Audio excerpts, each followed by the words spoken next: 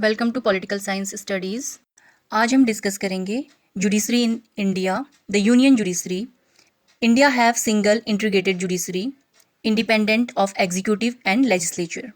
India में जो judicial system है उसमें the highest judicial authority is Supreme Court, और उसके नीचे जो आता है वो है high court in each state.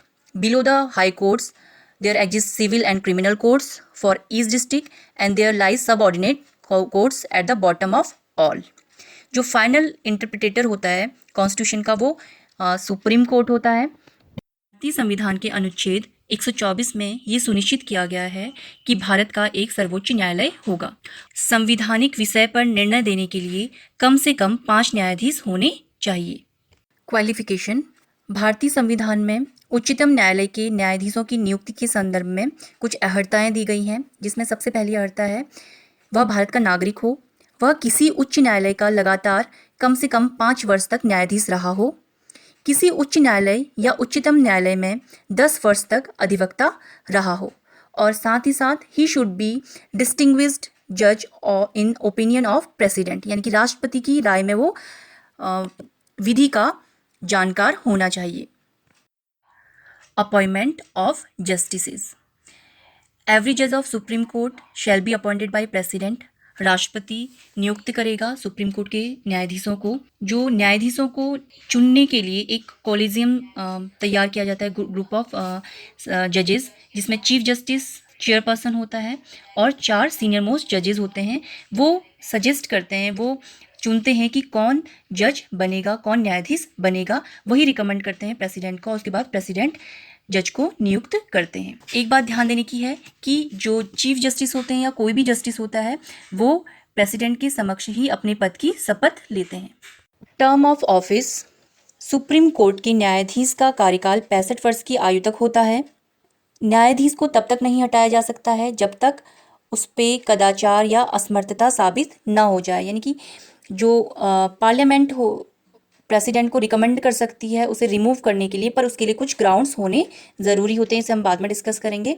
इसके अलावा अगर न्यायाधीश स्वयं चाहे तो वो अपने पद से त्यागपत्र दे सकता है। इसके लिए वो अपना त्यागपत्र राष्ट्रपति को देगा। रिमूवल: अ जज can be removed by president on the recommendation of parliament on the ground of incapacity, misbehaviour और misconduct. Motion to remove the judge of Supreme Court can be introduced in any house of parliament. इस motion को पास करने के लिए दोनों ही सदनों के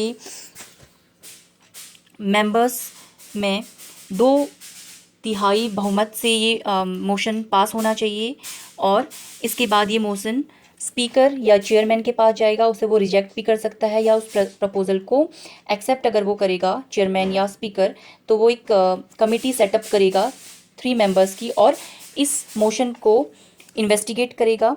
इस कमेटी में जो 3 मेंबर्स की कमेटी होगी उसमें चीफ जस्टिस होगा और 2 अन्य जजेस होंगे, जिसमें से एक जज सुप्रीम कोर्ट के होंगे और एक जज हाई कोर्ट के होंगे।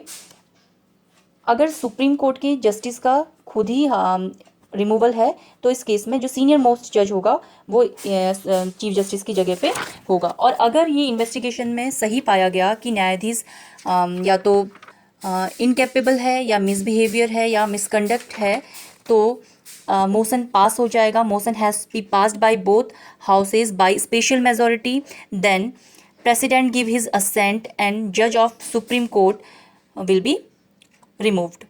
तो ये प्रोसीजर है सुप्रीम कोर्ट के न्यायाधीश को उसके पद से हटाने का। इसमें एक बात और ध्यान देने की है सुप्रीम कोर्ट के न्यायाधीश के संदर्भ में, और सुप्रीम कोर्ट जज can not practice after retirement.